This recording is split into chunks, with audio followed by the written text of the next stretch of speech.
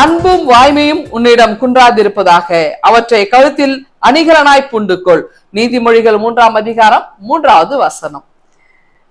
கடவுளுக்கு ஏற்றாற் போல நம்ம வாழ்ந்தோம் வச்சுங்களேன், அன்போட உண்மையோட சத்தியத்தோட ஒரு மனிதன் வாழறான்னா மற்ற சக மனிதருக்கு அவரை பிடிக்காது இல்லையா? இது வாழ்வியல் யதார்த்தமா இருக்கிறது.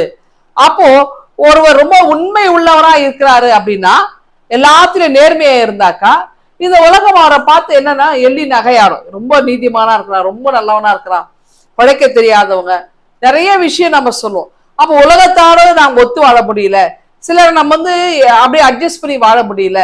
அப்போ அந்த மாதிரி ஏற்றத்தாழ்வோடு நம்ம வாழ்ந்தா நல்லா இருக்கலாம் இல்லையா?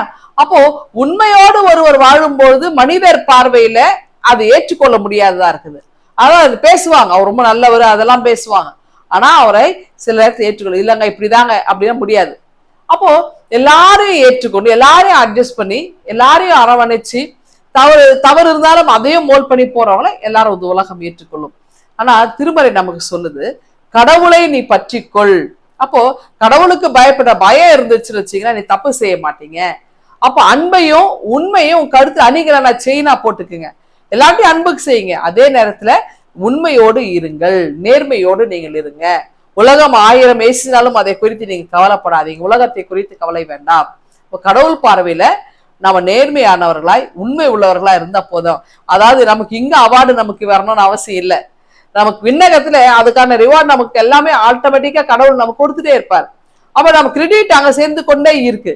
அப்போ இங்க பூமியிலே நாம் என்ன விதைக்கிறோமோ அதைத்தான் நம்ம விண்ணகத்தில் நாம் அறுவடை செய்வோம். அப்போ நன்மையானதை நாம செய்வோம், நன்மையானதை பேசவும், நன்மையானதை சிந்திக்கவும் செயல்படுத்த ஆண்டவரிடமே அழைக்கிறார்.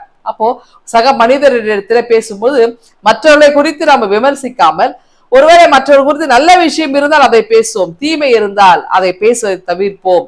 அப்போ தீமையான காரியங்களை பேசுவதை விட நன்மையானதை பேசி நம்முடைய நேரத்தை ஆண்டவருக்காக நாம் திருப்பும் பொழுது இந்த அன்பும் வாய்மையும் நம்ம வாழ்விலே என்னாலும் அது செழுமையாக நம்மை வழி நடத்துவதற்கு உதவியாக இருக்கும். ஆகவே அன்போடு நாம் நடந்து கொள்வோம், உண்மையோடும் நேர்மையோடும் நம்ம வாழ்வை நாம் நடத்துவோம். எல்லாவற்றுக்கும் மேலாய் கர்த்தருக்கு பயப்பட பயத்தோடு நாம் நடக்கும் பொழுது நம்ம வாழ்க்கையில எந்த தவறும் செய்யாம நம்ம வழுவி விழாதபடி ஆண்டவர் நம்மை ஏற்ற நேரத்திலே காப்பாற்றுகிறாராக இருக்கிறார்.